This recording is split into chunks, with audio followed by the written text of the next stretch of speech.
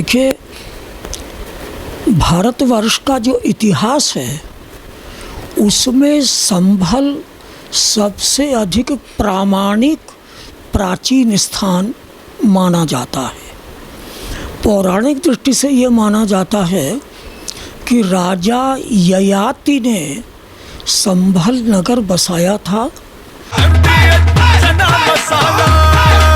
अब छोलिया हो या लोबिया, सफेद चने या काले चने, सब कुछ मजेदार बने।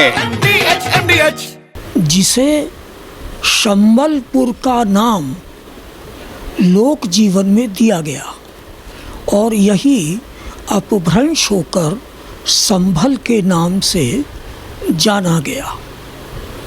गजेटियर्स में जो जानकारी हमें दी गई है उसमें ये बताया जाता है कि इंदौर की महारानी अहिल्याबाई होलकर ने इसका जीर्णोद्धार कराया था और गजेटियर ही ये बताता है कि इसे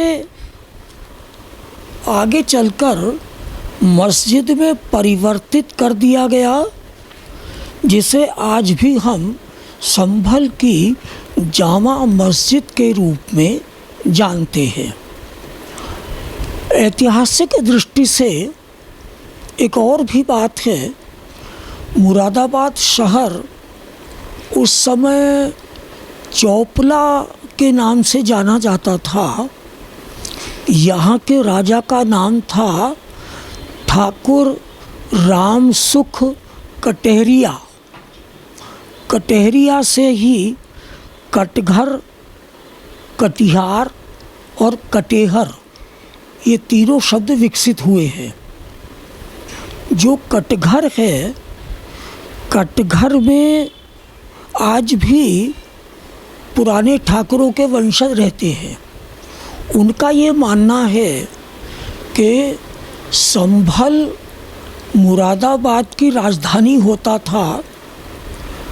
मुरादाबाद बाद में नगर के रूप में विकसित हुआ और इसका नाम मुरादाबाद पड़ा, लेकिन पुराना नाम संबलपुर, जिसे हमने संभल कहा, वही माना जाता है।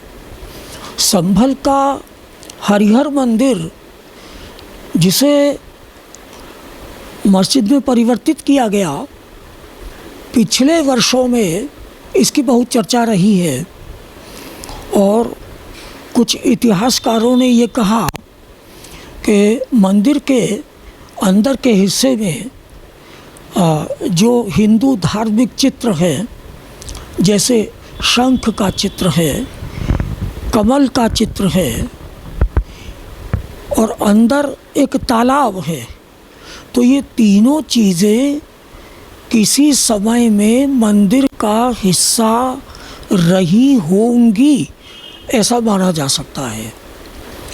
शासकों का अंतर होने से धार्मिक व्यवस्था, सामाजिक व्यवस्था ये लगातार बदलती रही है और शासकों ने हमेशा प्रजा में फूट डालो और राज्य करो, इस सिद्धांत का व्यावहारिक नीति के रूप में पालन किया।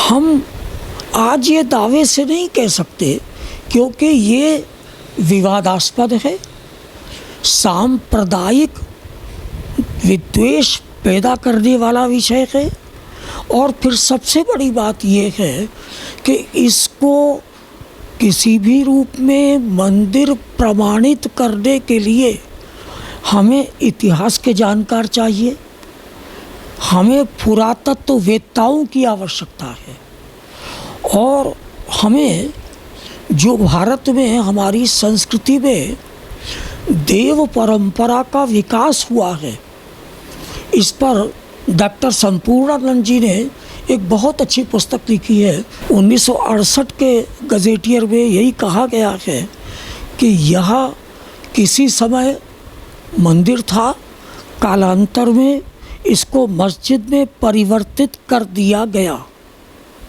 और ये भी बताते हैं कि आने वाले समय में जो मुरादाबाद के शासक हुए उन शासकों ने राजाओं के कहने पर इसमें कोई परिवर्तन नहीं किया। राजाओं का अर्थ यहाँ मुस्लिम शासकों से है। संभल के पास में बिलारी है। बिलारी में एक नदी का नाम है अरिल। अभी जो मुरादाबाद के वर्तमान कमिश्नर हैं, उस अरिल नदी का जीर्णोद्धार कराया और उसमें खुदाई के बाद स्वतः पानी प्रवाहित होने लगा। वो अरिल नदी बिलारी में बताई जाती है। कहते हैं कि सत्यवान सावित्री वहीं के रहने वाले थे। यानी कि ये जो सारा क्षेत्र है, ये हमारी देव परंपरा के विकास से, हमारी पूजा पद्धति से जुड़ा हुआ है। लेकिन शासकों के अनुसार यहाँ जब मंदिर को मस्जिद का रूप दिया गया, उसे बाद में मंदिर नहीं कहा जा सकता। आज वो संभल की शाही मस्जिद के रूप में हम उसे जानते हैं। स्टेट में जो पेंटिया जारी हुआ था, उस वक्त अगर बात करें तो किसकी गवर्नमेंट थी? 1968 में तो कांग्रेस की गवर्नमेंट थी। और